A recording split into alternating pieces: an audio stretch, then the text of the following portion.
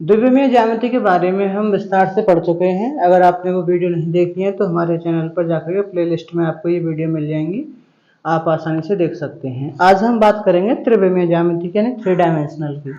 त्रिविमीय ज्यामिति क्या होती है और इसके फॉर्मूला कैसे बनते हैं, क्वेश्चन कैसे कैसे बन सकते हैं इस पर, उसके बारे में आज यहाँ पे हम चर्चा करने वाले हैं। सबसे पहले हम बात करेंगे कि त्रिविमीय ज्यामिति क्या है।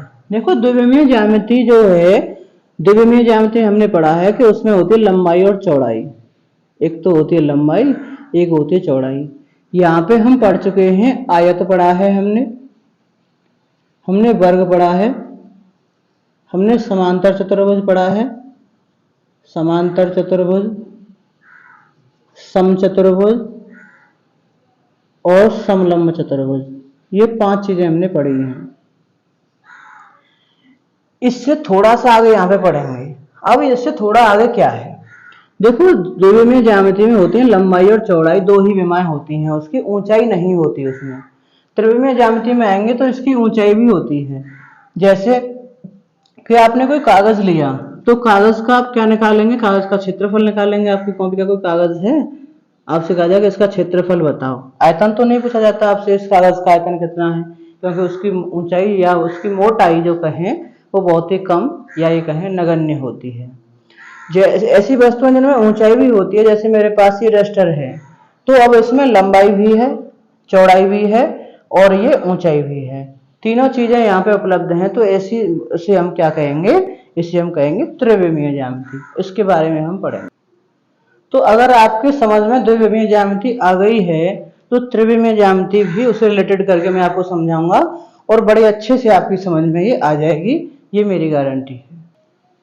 तो एक एक करके हम देख लेते हैं। सबसे पहले हम बात करते हैं कि घनाभ की। अब घनाभ क्या होता है, घनाभ अंग्रेजी में कहते हैं इसे क्यूबॉइड। क्यूबॉइड क्या होता है घनाभ। देखो, आपने आयत पढ़ा है, आप कहेंगे पढ़ा है, ये आयत ही तो बन रहा है लंबाई चौड़ाई।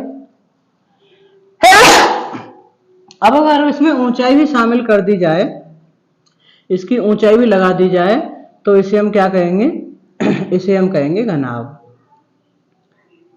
इस तरीके से चित्र बना के आप इसका दिखा सकते हो। ये लंबाई, ये चौड़ाई और ये क्या हो गई इसकी ऊंचाई। ठीक है। अब इसका जो हमें क्या क्या निकाल सकते हैं हम इसके बारे में, जैसे हमने द्विविमीय ज्यामिति में निकाला, त्रिविमीय में हम क्या क्या चीजें निकाल सकते हैं इसकी। इसका आप क्षेत्रफल नहीं निकालेंगे, इसका क्या निकालेंगे, पृष्ठ क्षेत्रफल। इसके कितने पृष्ठ हैं, उन सब पृष्ठों का। इसके पृष्ठ कितने हैं, तो ये त्रिविमीय ज्यामिति में ही है ये घनाभ। इसके 6 पृष्ठ हैं। कैसे कैसे हैं, सबसे पहले एक ऊपर एक नीचे, 2 तो ये हो गए, एक इधर और एक इधर, 2 ये हो गए, एक इधर और एक इधर, 2 ये हो गए। तो 2 ये, 2 ये और 2 ये, टोटल कितने हो गए, 6। तो 6 पृष्ठ होते हैं त्रिविमीय ज्यामिति में ये। अब घनाभ के लिए कितने पृष्ठ हैं, 6। तो सबसे पहले हमें क्या निकालना है, इसका संपूर्ण पृष्ठ क्षेत्रफल। कितने पृष्ठ हैं इसके, 6। तो 6 पृष्ठों का क्षेत्रफल क्या होगा। देखो, क्षेत्रफल कैसे निकाल सकते हैं इसका। एक पृष्ठ है, एक पृष्ठ जैसे ये इसकी लंबाई है, ये इसकी चौड़ाई है, तो इसका क्षेत्रफल क्या होगा, लंबाई गुणा चौड़ाई। अब ऐसे 2 पृष्ठ बन रहे हैं, तो ये 2 बार होगा लंबाई गुणा चौड़ाई। एक पृष्ठ ये वाला है, इसमें क्या है, चौड़ाई है और ऊंचाई भी है, इसमें चौड़ाई है और ऊंचाई है, तो इसका क्षेत्रफल क्या होगा, चौड़ाई गुणा ऊंचाई। तो ये 2 बार है, तो 2 बार होगा चौड़ाई गुणा ऊंचाई। एक पृष्ठ ये ऊपर वाला है, इसमें क्या है, लंबाई है और ऊंचाई है, लंबाई और ऊंचाई, तो इसका क्षेत्रफल क्या हुआ, लंबाई गुणा ऊंचाई। तो h इंटू एल लिख दें या l इंटू एच लिख दें। ये भी 2 पृष्ठ हैं, 2 पृष्ठ ही हैं सब तरह के, तो ये क्या होगा, 2HL। तो इसका क्षेत्रफल का सूत्र इस तरीके से बन जाता है, 2LB plus 2BH plus 2HL। तो इसका संपूर्ण पृष्ठीय क्षेत्रफल क्या हो जाएगा, 2 कॉमन ले लेंगे, LB plus BH plus HL। HL क्या है, लंबाई, B चौड़ाई और H क्या है, ऊंचाई। इस तरीके से आप इसका संपूर्ण पृष्ठ का क्षेत्रफल निकाल सकते हैं। और क्या निकाल सकते हैं हम इसका, घनाभ का आयतन। आयतन कैसे निकालेंगे, आयतन का मतलब होता है कि वो कितना स्थान घेर रहा है, वो उसका आयतन है। अब स्थान कितना घेर रहा है, जैसे ये लंबाई और चौड़ाई है, इसकी लंबाई और चौड़ाई है, इसमें ऊंचाई जितनी है उसका मल्टीप्लाई कर दिया जाए। जैसे ये एक परत है, इसके ऊपर दूसरी, तीसरी, चौथी, पांचवी, छठवीं ऐसे परत रखते जाए तो वो क्या होगा, इसकी ऊंचाई ही तो होगी। तो इसकी लंबाई और चौड़ाई में ऊंचाई का गुणा कर दिया जाए तो वो क्या हो जाएगा, उसका आयतन।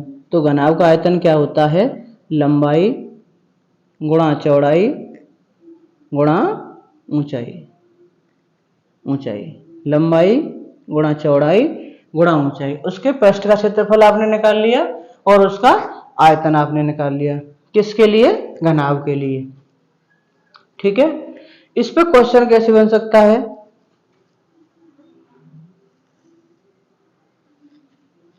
देखो इस पे क्वेश्चन ऐसे बन सकता है कि क्वेश्चन दे दिया आपको कि एक घनाभाकार डिब्बा है, दे दिया जाएगा आपको कैसे आकार का है, घनाभाकार डिब्बा है जिसकी लंबाई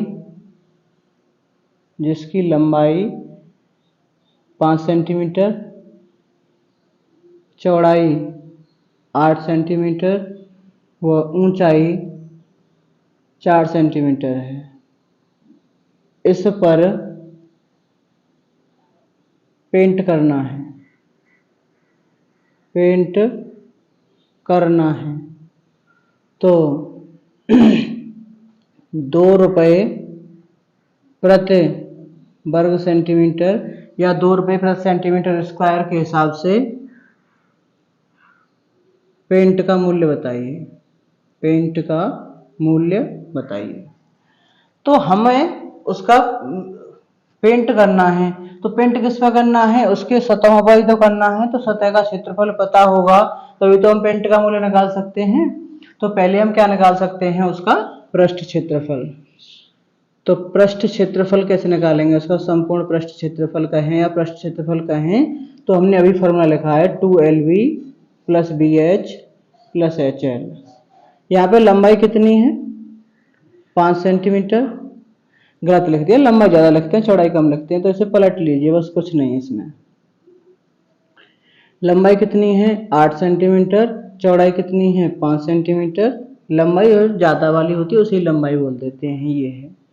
H बराबर 4 सेंटीमीटर। अब यहाँ पे लगा देंगे 2, LB मतलब L का मतलब 8 और B का मतलब 5, गुणा लगाएंगे बीच में, B का मतलब 5 और H का मतलब 4, H का मतलब 4 और L का मतलब 8, 2 8 पंजे 40, 5 चौके 20, 4 8 32, कितना हो गया ये, 40 और 20 60, 60 और 32 92, 92 में 2 का गुणा करें, 2 दूनी 4 और 2 निम्मा 18, 184 वर्ग सेंटीमीटर आ गया इसका क्षेत्रफल।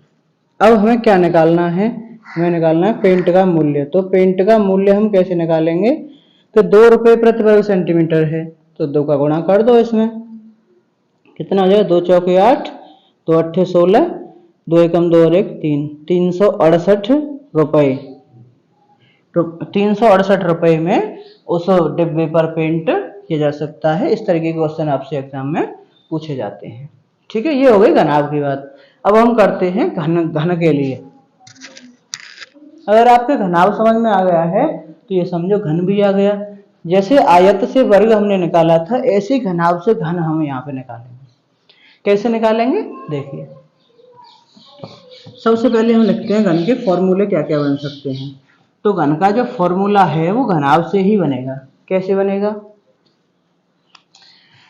घन, घन जो है एक तरह का घनाभ ही है जिसकी लंबाई चौड़ाई और ऊंचाई तीनों बराबर हों, उसी घनाभ को हम क्या कहते हैं, घन कहते हैं। तो इसके फॉर्मूले, उसके फॉर्मूले कैसे, हमने घनाभ के संपूर्ण पृष्ठ का क्षेत्रफल क्या लिखा है, संपूर्ण पृष्ठ का क्षेत्रफल हमने लिखा है ये 2 गुणा लंबाई, 2 लंबाई चौड़ाई, चौड़ाई ऊंचाई और ऊंचाई लंबाई, LV PHHL। अब यहाँ पे तीनों बराबर हैं तो सबको मैं लंबाई मान लेता हूँ, ये भी लंबाई, ये भी लंबाई दोनों, ये भी दोनों लंबाई, क्योंकि सब बराबर हैं। आप चाहें तो चौड़ाई लगा सकते हैं सबकी जगह पे, चाहें तो सबकी जगह पे ऊंचाई लगा सकते हैं। अब ये कितना हो गया L और L, ये L स्क्वायर हो गया, ये L स्क्वायर हो गया, ये L स्क्वायर हो गया, तो 3 बार L स्क्वायर कितना हो गया 3L स्क्वायर, तो ये कितना हो गया 3 दूनी 6L स्क्वायर।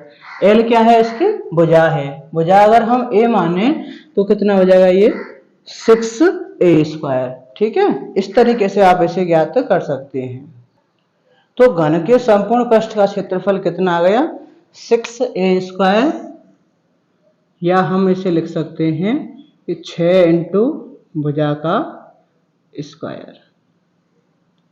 इसी प्रकार से हम इसका आयतन निकाल सकते हैं। कैसे? हमने घनाभ का जो आयतन निकाला है, घनाभ का आयतन निकाला है हमने लंबाई गुणा चौड़ाई गुणा ऊंचाई।